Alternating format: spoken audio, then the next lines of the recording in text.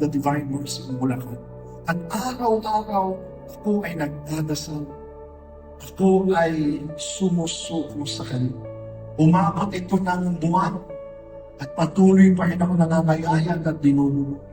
Hanggang sa isa sa mga panalangin ko, sinubo ko na ang sarili. Lord, bahala ka na sa buhay. Pwede kukunin mo na, game na ako. Pero kung bibigyan mo pa ako ng isang pagkakataon, lalong game ako.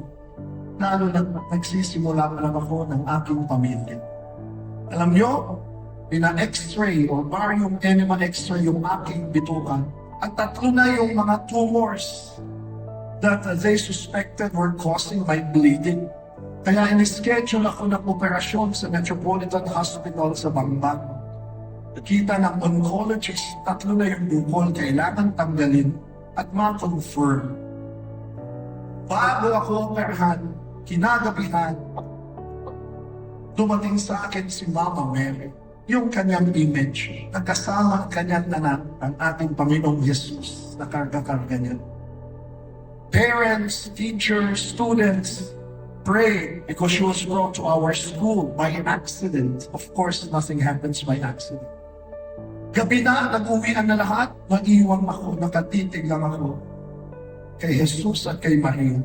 At meron akong naisip, crazy thing. Umuwi ako sa bahay, kinuha ko ang gitara at bumalik ako. At sa harapan ni Mama Mary at ni Jesus, nag-concert ako. Eh dahil artista ako, abay, kinanta ko yung mga rock songs na kinakanta ko. Pero religion teacher na naman din ako noon. Kaya bandang ulit, kumanta na rin ako ng mga religious songs, inspirational songs, worship songs. At pagkatapos kong mag-concerto sa kanya, hinawakan ko ang kamay ni Mama Mary at si Jesus at sinabing, ready na po ako. Pero humihirit pa po ako, baka pwede pa, sayang naman po ako. Magagamit din pa ako. The next day, I went to the procedure. Pinasok sa akin ang instrumentong susunugin yung mga tumor para i-confirm yung cancer. It was supposed to be around 30 minutes procedure. Nasa tabi ang asawa ko, nasa harapan yung monitor, kita yung 3 bukol. Nagtagal, umabot ang halos 1 oras, nag-alala yung asawa ko. Sabi niya, Dok, ano mangyayari?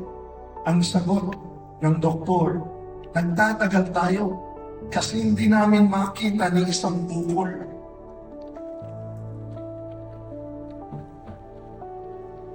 Wala tayong ooperahan. Walang tumor. Isingin mo na yung asawa. Paggising ko, nakatulog ako nagdadasal eh. Paggising ko, akala ko nasa langit na. Kasi ang bumungad sa akin ay ang mukha ng maganda kong asawa. Akala ko si Mama Mary na. Sabi ng asawa ko lang, walang tumor, walang pinagaling ka ng Diyos sa pamamagitan ng pagkalangin namin.